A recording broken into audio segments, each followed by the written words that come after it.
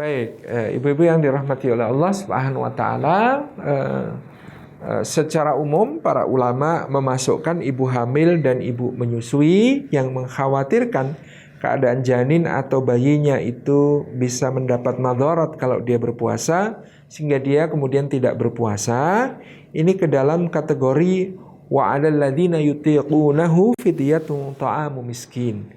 Dan bagi orang yang mendapatkan halangan dalam menjalankannya, meskipun dia mampu, tetapi berat menjalankannya karena ada halangan tertentu, seperti orang yang sakit menahun, tidak bisa diharapkan kesembuhannya dan lain sebagainya, maka fidyatun ta'amu miskin, dia membayar fidyah dengan cara memberi makan orang miskin. Ini ibu hamil dan ibu menyusui menurut jumhur ulama masuk ke dalam kategori ini. Kalau dia mengkhawatirkan keadaan janin atau bayinya, ya kasihan kurang gizi nanti, kasihan nanti kalau kurang keluar ASI-nya dan lain sebagainya yang kemudian ini membahayakan bagi bayi dan janin tersebut, lalu dia tidak puasa, maka dia termasuk orang yang berat menjalankannya, lalu dia mengganti dengan membayar fidyah. Tetapi ada pendapat dalam mazhab Imam Syafi'i dan Imam Ahmad bin Hambal, sebagian dari ulama Syafi'iyah dan Hanabilah, bahwa karena kondisi ibu hamil dan menyusui ini bersifat temporer, artinya nanti dia ada kesempatan, akan ada baginya waktu untuk bisa mengganti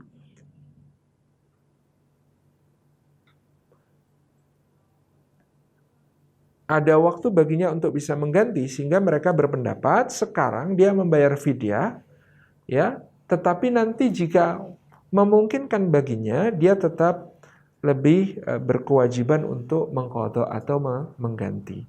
Pendapat ini dijelaskan oleh Syekh Yusuf Al-Qaradawi dalam Fiqhus Syiyam, kadang menjadi tidak realistis. Ya, pendapat dalam sebagian ulama mazhab Syafi'i dan mazhab Hambali ini menjadi tidak realistis pada sebagian kondisi. Misalnya ada seorang ibu, tahun pertama dia hamil, tahun kedua menyusui, tahun ketiga masih menyusui, tahun keempat hamil, tahun kelima masih menyusui, tahun keenam menyusui, tahun ke-7 hamil, tahun ke-8 dan 9 menyusui, tahun ke-10 hamil lagi. Kemudian dia menyusui 2 tahun berikutnya. Jadi anaknya 15 tahun dia hamil dan menyusui, tidak berhenti-berhenti. Nah, itu mau ganti kapan gitu ya.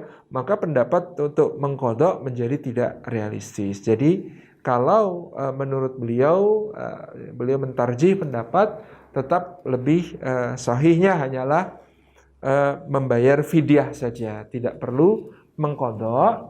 Ya, kenapa? Karena tadi ya disesuaikan dengan waqi'iyah realistisnya, toh memang dalam Al-Quran itu hanya ada 2 ya yang kemudian diperintahkan, yaitu orang yang sakit atau bepergian untuk mengganti di hari yang lain, dan orang yang berat menjalankannya untuk membayar fidyah.